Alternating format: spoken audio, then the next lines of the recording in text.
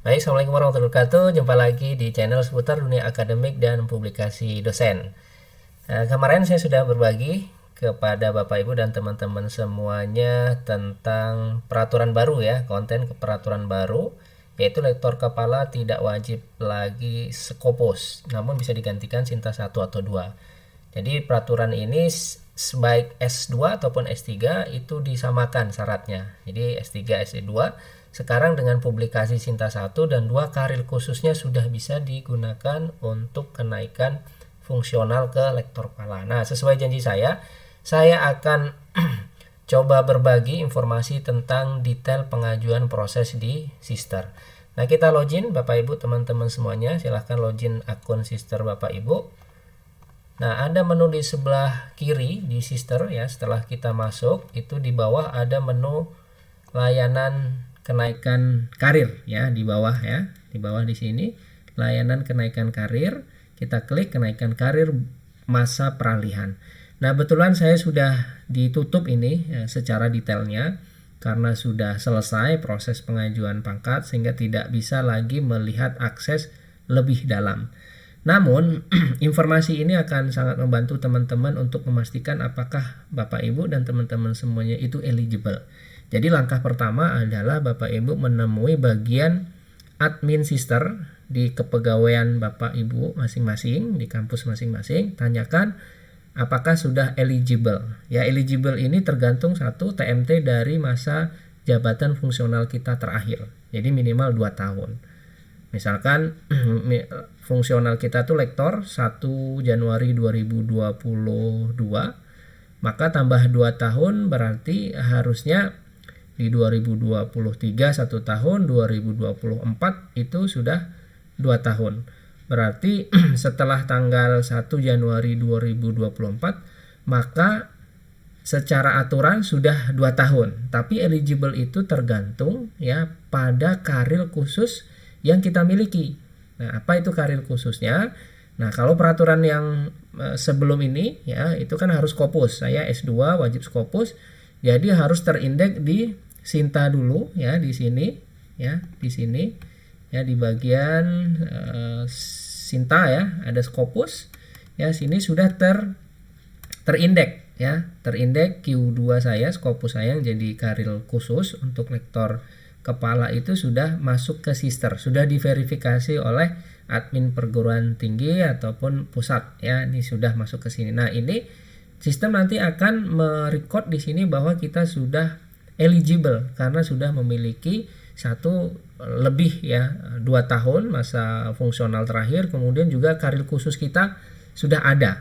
Nah, Bapak Ibu yang memiliki Sinta 1 atau 2 silahkan dicek ya, dicek di sini ya, di Sinta kemudian di Garuda kita cek, misalkan punya saya cek ya di sini. Ini saya juga punya Sinta 2 namun tidak saya gunakan karena kemarin masih di aturan lama ya. Nah, di sini karena link ini nanti akan diminta, link atas ini akan diminta bahwa karir khusus kita memang sudah terrecord ya oleh Sinta. Nah, karena semua data dari Sister ini nanti akan terintegrasi dari Sinta. Nah, ini contoh jurnal Sinta 2. Nah, halaman website dari Sintanya ya, Sinta 2 ini jurnal Sinta 2-nya ini juga diminta nanti sebagai syarat ya, sebagai syarat untuk kelengkapan administrasi. Kemudian kalau Bapak Ibu itu memiliki Scopus jauh lebih baik menurut saya, nanti halaman di Simago-nya juga diminta ya, diminta untuk link jurnal Scopus via Simago ya. Nah, ini juga ada, ini kita copy. Nah, kita kembali ke sini. Yang pertama adalah pengajuan oleh admin perguruan tinggi ya. Admin mengajukan melalui Sister, ajuan harus melampirkan seluruh dokumen secara tepat dan lengkap. Nah, dokumen ini banyak sekali ya sebenarnya, tapi jauh lebih praktis dan cepat menurut saya ketimbang sebelum menggunakan Sister. Dulu menggunakan PAK itu luar biasa sekali effort kita untuk menyiapkan administrasi. Nah, menurut saya dengan Sister itu jauh lebih simpel menurut saya. Nah, apa saja syaratnya ya Bapak Ibu teman-teman tentu sudah membaca sosialisasi ya di sini. Nah, ini ada beberapa dokumen yang harus disiapkan mulai dari surat pengantar hingga surat pernyataan fakta integritas keabsahan karir dosen. Nah, saya mencoba mentelusurinya dengan memberikan list ya, lengkapi dokumen pengajuan LK dan guru besar. Ini saya diberikan dari kepegawaian ya, di bagian kepegawaian kampus saya. Silahkan dicek di seluruh dokumen ini apakah sudah ada. Nah, ini ada ijazah pendidikan tinggi sudah ada ya, disertasi atau tesis bagi Bapak Ibu yang disertasi silahkan melampirkan halaman judul ya, lembar pengesahan ya, abstrak disertasi dalam satu dokumen. Nah, kenapa ini? Untuk memastikan bahwa karir khusus Bapak Ibu teman-teman itu tidak sebagian besar dari tesis ataupun disertasi. Nah, ini pastikan ada melampirkan halaman judul, halaman pengesahan. Ya, di sini saya highlight. Nah, silakan Bapak Ibu untuk memastikan halaman judul dan halaman pengesahan itu ada ya, dan abstrak disertasi ataupun tesis. Nah, ini penting sekali. Nah, kemudian mata kuliah yang diampu ini sederhana ya. Kemudian ranting ilmu kepakaran ini sudah ada juga. Dan ini pastikan memang sesuai keputusan ya, keputusan berita acara senat ya, berita acara senat di tingkat fakultas maupun di tingkat universitas. Tentu dengan formasi jabatan yang telah ditetapkan oleh pimpinan perguruan tinggi. Nah, apa itu formasi jabatan? Silahkan teman-teman coba telusurin, karena seluruh program studi sekarang diwajibkan untuk memiliki formasi jabatan ya, untuk pengajuan kenaikan fungsional dari masing-masing dosen di prodi ya, karena universitas menetapkan seluruh prodi itu formasi jabatan akademiknya seperti apa. Kemudian ada Dupak dan Pak, tentu ini sudah dinilai oleh asesor internal ya. Silahkan mekanismenya tergantung kepada kampus Bapak Ibu masing-masing. Nah, ini tentu digabungkan menjadi satu dokumen. Nah, ini sudah ada, kebetulan waktu itu saya belum ditandatangani oleh rektor. Nah, silahkan diurus ya. Sebelum jadi Dupak ini prosesnya cukup panjang Bapak Ibu ya. Bapak Ibu harus menyiapkan sebelum menjadi file ini, file yang sudah ditandatangan kan ada prosesnya, yaitu penilaian, kemudian penetapan. Sebelum itu juga Bapak Ibu sudah menyiapkan ya, jauh-jauh hari bahan-bahannya ya, yang harus disiapkan sebelum itu diajukan, dinilai oleh asesor atau tim penilai internal institusi Bapak Ibu semua. Kemudian ada surat pernyataan fakta integritas oleh dosen. Ini oleh dosen ya, ini juga sudah ada surat fakta integritas validasi pimpinan, ini universitas yang saya warna kuning. Dokumen kebutuhan formasi jabatan. Nah, ini yang saya maksud tadi.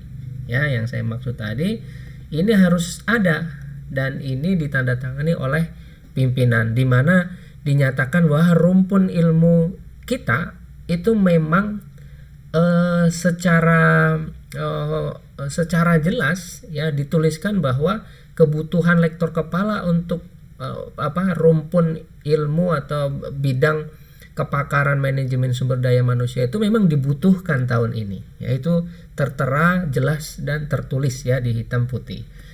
Nah, kalau tidak ada maka ini tidak bisa, karena persyaratan administrasinya nanti tidak lolos Bapak Ibu ya, tidak lolos di persyaratan administrasi, sehingga nanti ada tahapan menu revisi ya. Akhirnya nanti kalau kita ketolak administrasi jadi pindah ke gelombang revisi. Tentu akan memperlambat proses Bapak dan Ibu semuanya.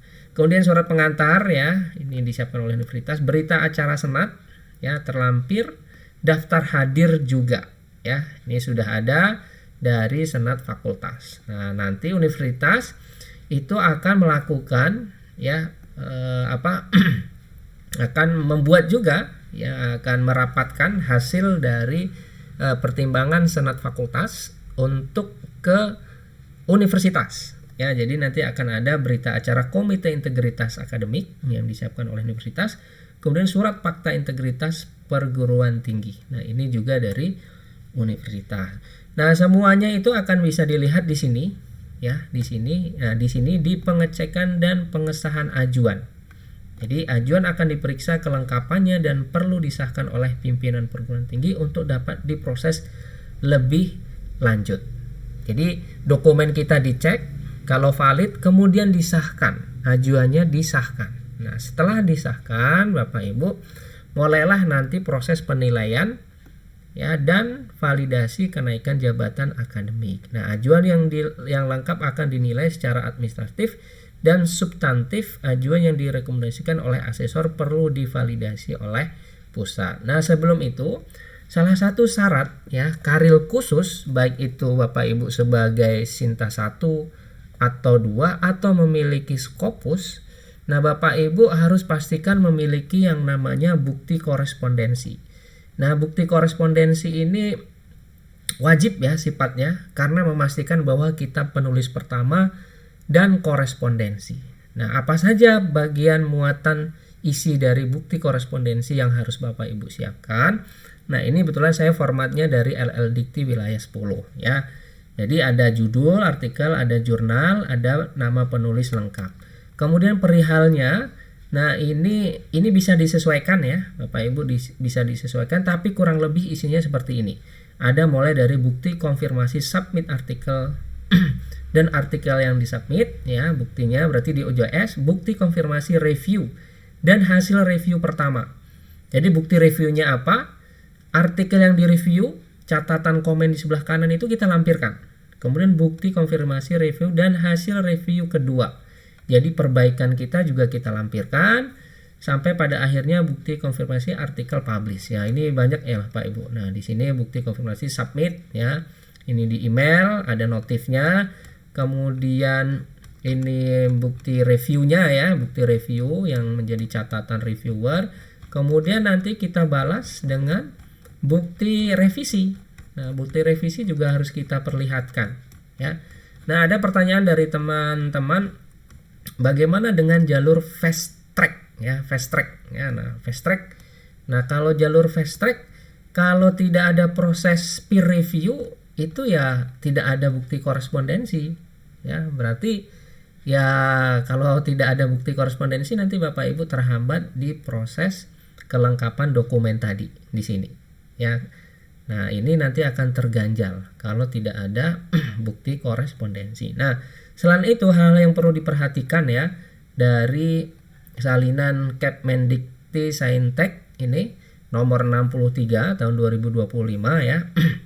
Kita perhatikan dari sisi keterangan ya, jurnal ilmiah internasional bereputasi itu. Kalau yang Scopus ini Bapak Ibu yang punya Scopus itu minimal editorial boardnya itu dari 4 negara ya. Jadi kalau kurang 4 negara mungkin ya ini tidak sesuai, nanti takutnya tidak bisa digunakan sebagai karil khusus ya. Kemudian artikel juga diterbitkan paling sedikit dari 2 negara setiap nomor terbitan ya. Di setiap dalam satu nomor terbitan itu paling sedikit 2 negara. Kemudian kalau untuk jurnal nasional terakreditasi berarti Sinta 1 dan 2 Bapak Ibu ya, pastikan bagi Bapak Ibu yang sedang melaksanakan tugas belajar ya, itu setelah selesai dan ingin mengajukan kenaikan jabatan akademik dosen, maka tidak bisa ya pengembangan dari sintesis atau disertasi itu diakui ya, tidak bisa diakui sebagai pemenuhan syarat khusus. Jadi emang harus hati-hati, jangan sampai sebagian kecil atau sebagian besar adalah pengembangan dari tesis ataupun disertasi. Karena kenapa? Karena akan dicek di abstrak di lembar pengesahan tesis ataupun disertasi yang di awal tadi. Jadi kita yakin asesor akan mengkonfirm ya syarat kita relatekan ya, asesor akan mengkaitkan apakah publikasi Bapak Ibu itu ada kaitan dari sintesis atau pengembangan ya dari disertasi ataupun tesis. Nah, kemudian juga di sini karya ilmiah yang digunakan untuk syarat khusus kenaikan jabatan akademik ke lektor kepala atau profesor tidak boleh diterbitkan dari perguruan tinggi asal. Nah, ini tidak boleh ya. Kemudian terakhir di sini ada kalau Bapak Ibu ada karya ilmiah yang waktu itu belum dinilai, belum digunakan, maka masih bisa ya karya ilmiah yang terbit sejak 6 bulan sebelum TMT jabatan akademik terakhir. Berarti kalau 1 Januari 2022 Berarti idealnya adalah per 1 Agustus, per 1 Juli ya, per 1 Juli sampai per 30 Desember 2021 itu masih bisa kalau Bapak Ibu memiliki publikasi tentu yang belum dinilai atau diajukan saat proses jabatan akademik dosen sebelumnya. Ya, jabatan akademik terakhir berarti ya sebelumnya ya.